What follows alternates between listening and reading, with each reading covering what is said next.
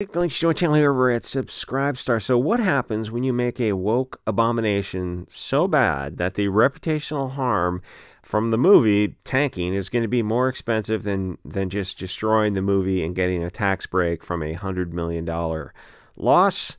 Well, that's what Batgirl was. They destroy the movie because movies don't bomb in a vacuum. They touch all the other movies around them, even outside of their own, DC Warner Brothers. And they've had Wonder Woman 84, Suicide Squad Part 2, Shazam 2, Black Adams, The Flash, Birds of Prey, and maybe there's more that I forgot about. The audience is clearly telling them that woke themes do not attract an audience, and girl power is almost a guaranteed failure. Even with the Marvel had the Eternals, Madam Web, and the Marvels, and Madam Web, people like Sydney Sweeney, but that's not enough to save a movie. And the thing is, if you have a woke movie with now that I think about it, could you have a black female lead in a movie that wasn't woke, and would it catch an audience? Yes, but they won't do it. They're not gonna make a non-woke movie like a black female lead who's legitimately funny and politically incorrect. That would be it'd be kind of interesting because you could get away with a lot more political incorrectness using someone who's at the top of their Frankfurt School hierarchy. But in these shows, at least in this the streaming, they have this 100-pound girl. I think she's a lesbian, and she's gonna run around beating up 200-pound blonde powerlifting Nazi types. That's pretty much guaranteed to lose money. But the next thing is, well, when the failure attaches to DC Warner Brothers, that's much more serious, especially since they and Marvel have had so many movies lose money lately. And the thing is, people go, well, yeah, but then they made The Flash. And they're talking about, well, they had merchandise tie-ins with The Flash. It was a different situation. And The Flash bombing, and it wasn't really a bad movie. It wasn't, I don't think it would cause a reputational harm because that was on, it bombed because Ezra Miller was so insane. But the movie wasn't bad. And it had Michael Keaton, and that's something.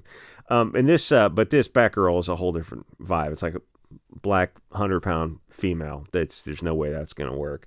So the Hollywood environment in the past 10 years, kind of since Disney, Star Wars, the beginning, and Ghostbusters 2016, has been very difficult for Hollywood in general, and kind of fun to watch from the sidelines. And in this genre in specific. Then you add in the overreaction to the Wu Flu nonsense, which, we ignored and stayed pure blood. But the soy pussies were scared of it because they believed the globalist brainwashing from their TV.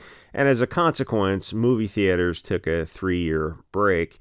And a lot of energy switched into streaming, which just isn't quite the same vibe. So now it's current year, my guy. And they need to come back strong, and they just can't do it. Coming back strong was Wonder Woman 84. I think was that the first movie as the Wu Flu was kind of dying down? And they just keep making this woke cancer. And what was the other one? Like the Eternals, Black Widow was kind of when the end of the Wu Flu thing. But they're addicted to this stuff, which is great because it's just fun to watch these movies keep tanking. Unfortunately, the next big movie, the Captain African America, is predicted to make money, so I guess people don't really care about the race swap or Trump as the Red Hulk is Harrison Ford, and I think they went back and had to fix that because they didn't want to be too on the nose with Trump as the presidential character. The people are going to draw the connection. Because I guess they had finally clued in that there is a vibe shift, and he does have quite a bit of support. And the people who don't like Trump are not the ones who are going to be the audience for the movie.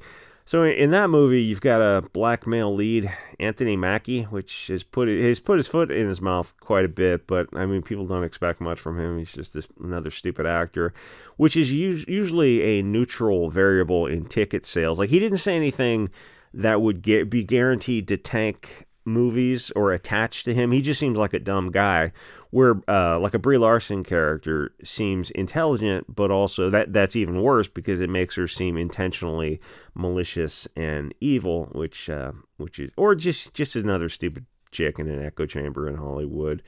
The thing is, with Batgirl, you've got a black female, which is who's a twig. Like both the females who played the role were twigs, and that's an extreme negative to audience retention.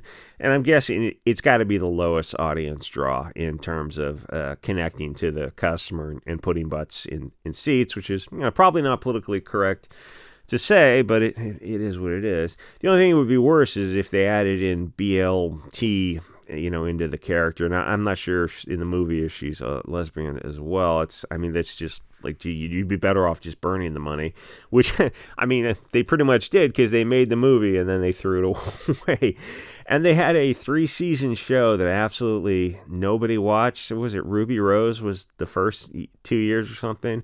Like everyone was Chinese and black and just diverse and stupid. And the first girl was a 100-pound lesbian who, while she was a cutie, was an absolute twig, and she's throwing these dudes around. And then they replaced her with an even worse demographic and scared away the remaining audience. The show never made money, but they just subsidized it so they could have a foundation for their movies. And that's what Star Wars and Marvel do as well. And it's diminishing returns. Hopefully Star Wars keeps failing so they can stop making the movies for a few years. Marvel still has some life to it for some reason. Maybe it's a younger audience, and the Star Wars is, I don't know, the Gen X, and they're done with Star Wars. Anyway, as much as the SJW's virtue signal over a Batgirl movie, it was almost guaranteed to bomb, and here's why. How many black females care about Batman in general? Or even, they probably name recognition of Spider-Man, Batman, even now is probably still decent.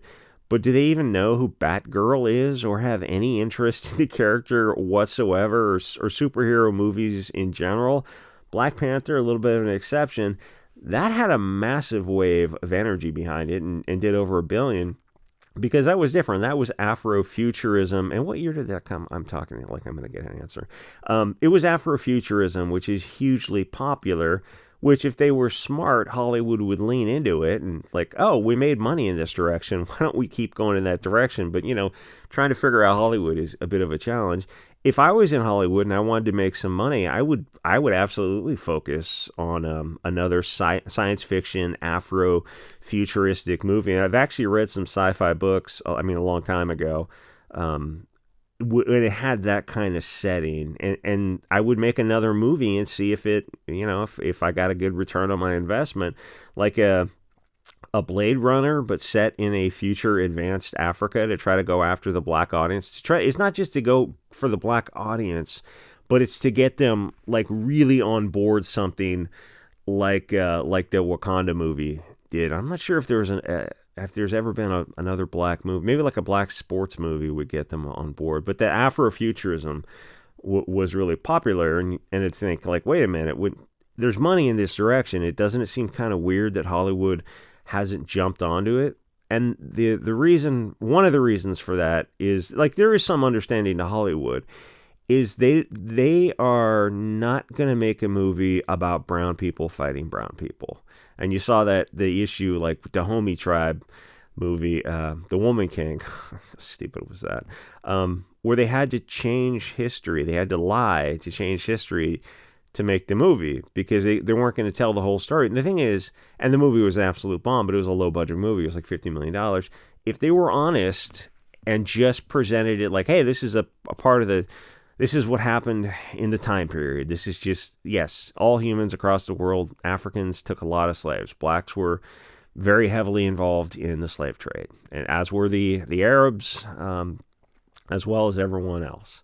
It is what it is. And it's like, they can't do that because then suddenly that changes the audience's perspective on everything. Because they go, wait a minute, if you're not holding the Dahomey tribe accountable, for 200 years ago, that means you can't hold anyone else accountable for 200 years ago. It's like, well, yeah, logically, you can't blame people for things they didn't do.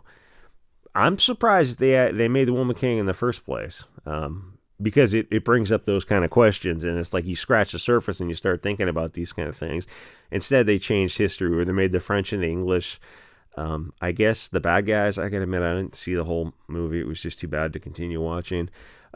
Where the French and the English had to go to war to stop the Dahomey tribe and say, hey, listen, you have palm tree oil, whatever the hell that is, heart of palm, I don't know.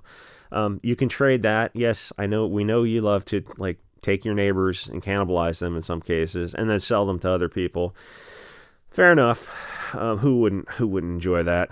But they go, no, we're going to shut down the slave trade, and so they had to go to war to have that happen. Absolutely bizarre. So they told the story and they lied about it, and even and the funny thing is there's a schism between Black Americans and Black Africans that I was not aware of.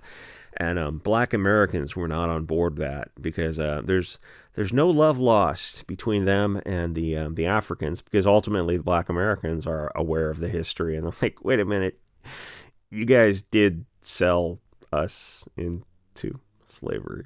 It's, you can't hold evil white devil accountable for that, without holding the Africans themselves accountable for it, because they weren't like in the same anyway.